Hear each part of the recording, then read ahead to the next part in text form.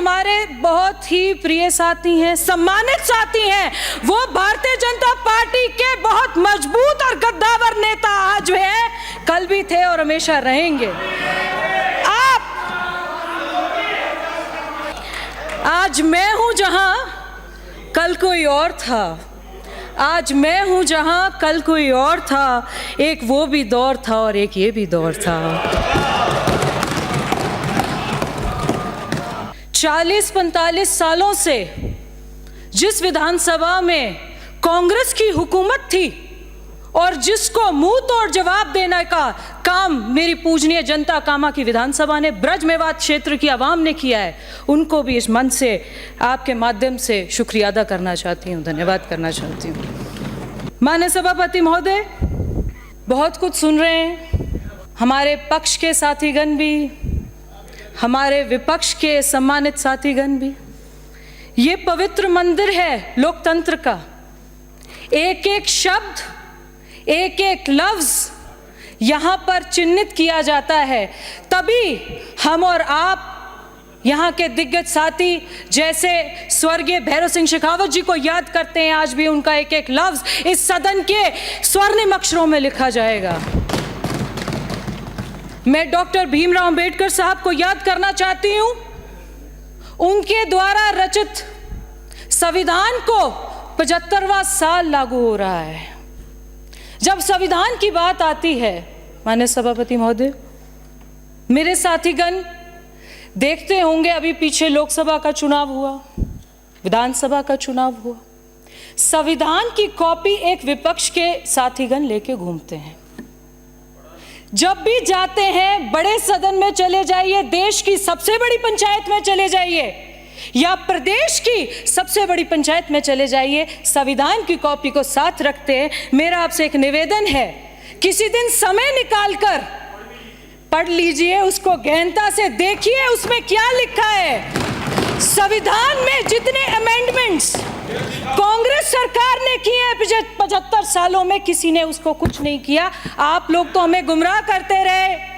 लोकसभा का चुनाव आया, विधानसभा का चुनाव आया कि जी ये तो आरक्षण हटा रहे हैं, संविधान बदल रहे हैं, तब्दीली कर रहे हैं। जिन्होंने देश के टुकड़े टुकड़े कर दिए, जिन्होंने देश को तकसीम कर दिया, वो भारत जोड़ो यात्रा की बात करते हैं। आपको शर्म आनी चाहिए। अभी कुछ दिनों से चर्चाएं चल रही हैं, मैं भी हम भी नए सदस्य होने के नाते बहुत गहनता से सुनते हैं। हमसे कोई गलती हो जाए, सत्ता पक्ष भी और विपक्ष भी, हमारे लफ्जों में कोई हेर फेर हो जाए, कोई गलती हो जाए तो उसकी हम माजरत चाहते हैं। आपके साथीगण जिस तरीके से प्रदेश के मुख्यमंत्री पर आरोप लगा रहे थे, मैं उसका उल्लंघन करते हुए आपको ये माननीय सभापति जी आपसे निवेदन करती हूं कि उनके खिलाफ सख्त कार्रवाई होनी चाहिए, ताकि कोई भी ऐसा सदस्य ऐसी बात ना रख सके। ये आपका निजी सदन नहीं है, ये परंपराओं से चलता है, ये नियमों से चलता है, ये तौर तरीकों से चलता है। असूलन जिस कुर्सी पे आप बैठे हो, गरिमा पाई उपस्थिति पर बैठे हो, उसको सारा सदन सलाम करता है, पर आप अपनी शब्दों की वाणी से जिस तरीके से गुमराह करते हैं, मुझे लगता है आपको एक विधायक दल की बैठक अलग करनी चाहिए। सिर्फ मैनरिज्म्स पे करनी चाहिए, सिर्फ जेस्चर्स पे करनी चाहिए। एक सेशन आप भी लगाइए। हमारे यहाँ तो प्रशिक्षण का बहुत बड़ा केंद्र है, प्रशिक्षण होते रहते हैं। एक प्रशिक्षण आप भी संविधान पे रखिए तो पता चलेगा कि संविधान में अंकित क्या है। जब महामहिम राज्यपाल जी बोल रहे थे, अभी भाषण दे रहे थे, constitution of India declares it कि एज अ स्टेट, जो वो स्टेट के पूरे वलावली है, हेड है, he exercises the same powers as the president of the country. If you are in a position कि आप एक राज्यपाल अभी भाषण दे रहे हैं और आपके साथीगण उसको उठ कर उनको टोक रहे हैं, इससे बड़ी शर्मिंदगी की बात इस सदन में देखने को नहीं मिलेगी। मैं सभापति महोदय आपके माध्यम से यह बताना चाहती हूं कि जो कांग्रेस सरकार का एक मैनिफेस्टो था, मेरी कम उम्र है तो कम तजुर्बा भी है, जनता का, जनता के लिए और जनता द्वारा शासन, इसका अर्थ जनता का, हम लोकतंत्र की मूल भावना को अगर लेकर चलेंगे, जनता का, जनता के लिए और जनता द्वारा शासन। जिस प्रकार से 5 साल बेमिसाल में हर विधानसभा में एक मुख्यमंत्री बिठाकर आपने बिठाया, आपने जनता को किस प्रकार से लूटा, किस प्रकार से गुमराह किया और लोकतंत्र की किस प्रकार से हत्या करी, इसका करारा जवाब हमने तो आपको दे ही दिया था, जनता ने आपको दिया है। अभी 90 दिन पहले एक उपचुनाव हुआ है, हमारा तो कुछ नहीं था, आप ही के था। हमने क्या ले लिया? हमने तो वही लिया कि 3-4 जगह ऐसी है जो आपके थे, वहां पे आपकी जमानत जब्त हुई, हमारा कुछ नहीं था। इस चीजों की जवाबदेही पे आपको जवाबदेही देना चाहिए। आपकी जमानतें वहां जब्त हुई जहां आपके अपने आदमी थे। समय बताएगा, समय और जनता सबकी भाग्यवान है, हमारी अकेली की नहीं है। दूसरा, सभापति महोदय, संवेदनशील, पारदर्शी एवं जवाबदेही होगी। आपसे जनता जवाब मांगती रही और आपके जो नेता हैं 5 सितारा होटल में बैठकर डील करते रहे। आप यहाँ पर आरोप लगा रहे हैं, पिछले 5 साल के कागज और अखबार निकाल के देखिए। बजरी माफिया, लैंड माफिया, खनन माफिया, ड्रग माफिया, सबके ताल्लुकात अंदरूनी और बाहरी रूप से आपके यहां से निकले हैं। किरोड़ी लाल जी हमारे बहुत ही प्रिय साथी हैं, सम्मानित साथी हैं। वो भारतीय जनता पार्टी के बहुत मजबूत और गद्दावर नेता आज हैं, कल भी थे और हमेशा रहेंगे। आप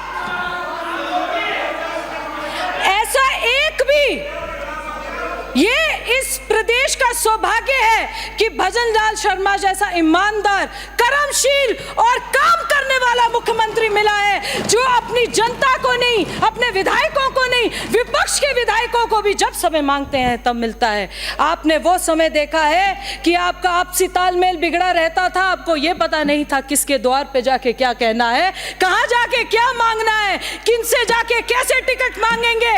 आप तो 5 साल आपसी तालमेल को बिगाड़ने में लगे रहे। ये डबल इंजन की सरकार है, ये एकजुट होकर चलने की सरकार है, ये विकास की सरकार है, ये प्रगति की सरकार है। आपकी तरह तालमेल, आपसी बिगाड़ की तरह सरकार नहीं है।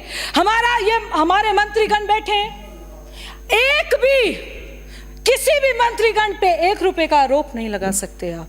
ये 1 साल की जो पूरी हमारी भागीदारी है वो ये है। आपने बोला जी ट्रांसफर खोल दिए, आपके एक मजबूत बड़े साथीगण कह रहे थे बहुत अच्छा किया जी ट्रांसफर खोल दिए। ये वो सरकार है कि आपके लगाए अधिकारियों को राज कैसे बदलता है और जनता के लिए कैसे काम करना है, भ्रष्टाचार छोड़कर, इस सरकार ने सिखाया है। ये किसी और के सरकार का नहीं सिखा सकते थे।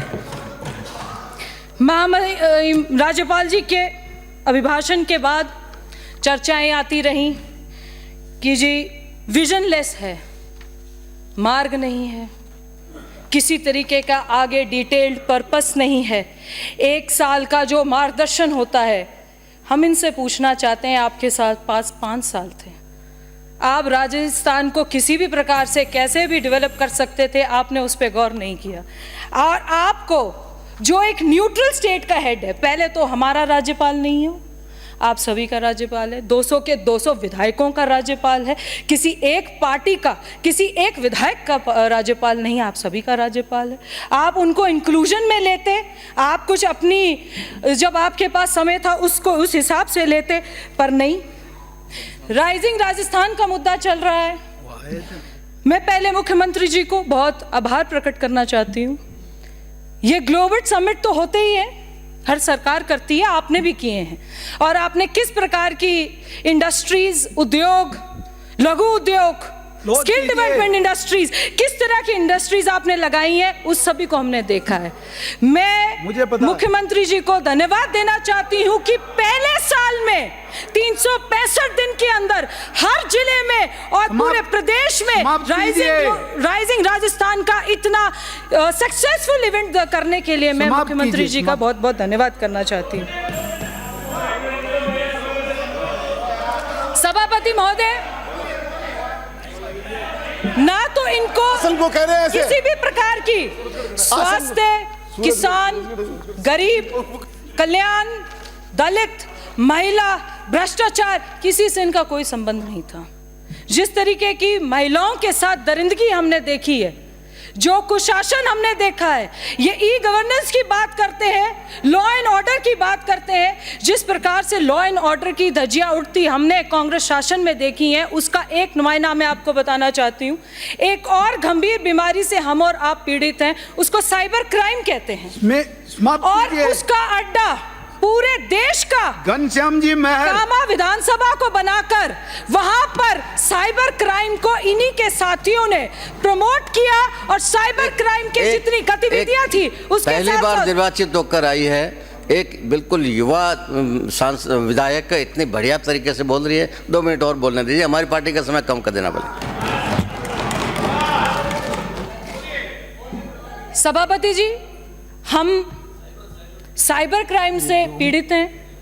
मैं माननीय मुख्यमंत्री जी का धन्यवाद करना चाहती हूं कि उन्होंने साइबर क्राइम की जो गतिविधियां पूरे देश भर में जूझ रही थी, कामा विधानसभा और झुरेड़ा से लेकर पहाड़ी तक की, उसको 70% रोककर आम जनता को एक विश्वास दिलाया है कि ऐसा आगे नहीं होगा।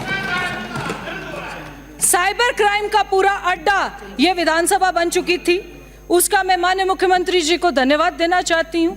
गौ हत्या और गौ कशी के जो मुकदमे दर्ज नहीं होने देती थी आपकी सरकार ये सोचती थी कि किसी प्रकार से ये जीव हत्या हो रही है, पशु हत्या हो रही है, गौ हत्या हो रही है, उसको दर्ज नहीं देने देती। उसमें 70% कटौती लाकर मुख्यमंत्री जी ने तुरंत आरोपियों को गिरफ्तार कर एक ऐसा नुमाइंदा इस प्रदेश के लिए पेश किया है जिससे सुखद और प्रगतिशील राजस्थान की हम उम्मीद कर सकते हैं।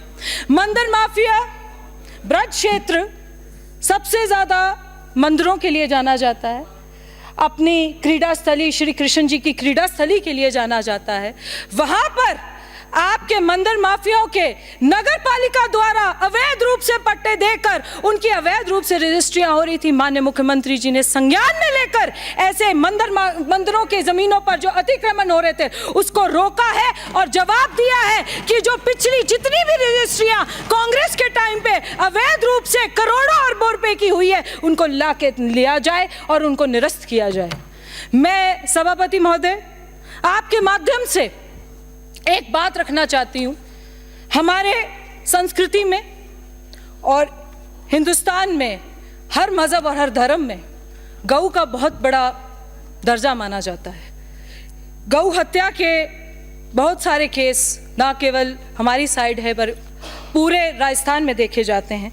इसके लिए एक नियम, गौ हत्या को रोकने के लिए एक नियम लाना चाहिए ताकि हम जीव हत्या से बचकर ये पूरा संदेश दे सकें। और ये किसी एक मजहब का नहीं, किसी एक धर्म का नहीं, किसी एक जात का नहीं, पूरे एक एक नागरिक का है। और मुझे लगता है इस सदन में बैठे हमारे साथी इसके साथ समर्थन करेंगे। आपने मुझे इतना बोलने का समय दिया, आप सभी का धन्यवाद। जय हिंद, जय भारत, जय राजस्थान, बोल गिरिराज महाराज की जय।